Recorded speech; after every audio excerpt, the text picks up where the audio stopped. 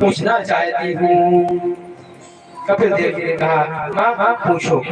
तो कपिल देव की माता देवहूति कहती ही निर्वीणा निर्ताम भूमन नसदीन्द्रिय दर्शता तेन संभावमानेन प्रपन्नानंदं तमः प्रभु।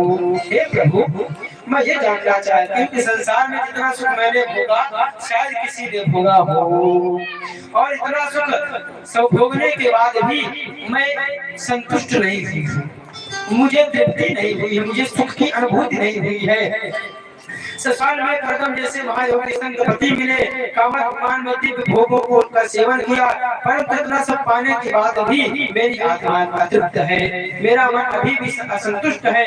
बेटा आज मैं तो केवल तुझे अपना बेटा समझ के नहीं, तू भगवान है ना, इसलिए तुझे भगवान समझ के मैं कहना चाहती हूँ कि अपने ज्ञान की खड़क उठाकर मैं अज्ञान रूपी वृक्ष को आज जल के से नष्ट कर दो, मैं तुम्हारी शरण में हूँ।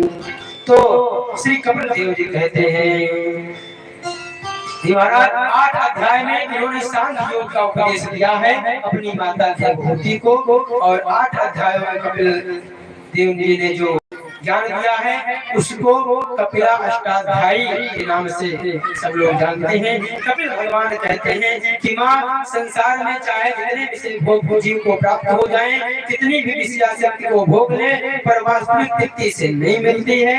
इंद्रियों का तर्पण है विषय है, आत्मा को अतृप्त रह जाती है, पर विषय तो स्वयं पूर्ण है।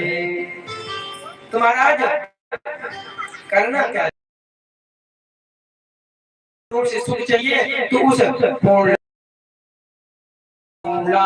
मुदच्यते पूर्णस्य पूर्णमादाय पूर्णमेवावशिष्यते। अगर आपको पूर्ण सुख चाहिए तो उस परम पिता परमात्मा का ध्यान करो, तभी आनंद आएगा। महाराज कहा तो कैसे उनका ध्यान किया जाए, मन को कैसे मोड़ा जाए? तब कपिल देव जी कहते हैं कि मन को मोड़ने के लिए सबसे सर्वोत्तम साधन है संतों का संग। जिसका मन नहीं लगा हुआ है, ऐसे व्यक्ति को जिनका भगवान से तार जुड़ा हुआ है, उनके साथ यदि जुड़ जाएंगे तो भगवान मिल जाएंगे। तो फिर देवहूति जी ने प्रश्न कर लिया कि महाराज आजकल संत कई प्रकार के चल रहे हैं, कुछ सच्चे संत हैं और कुछ असत्य संत हैं, झूठे संत हैं, तो संत की परिभाषा क्या है, कृपया करके वो बताइए। कैसे पहचाने कि वो संत है कि बसंत है, कि मतलब जैसे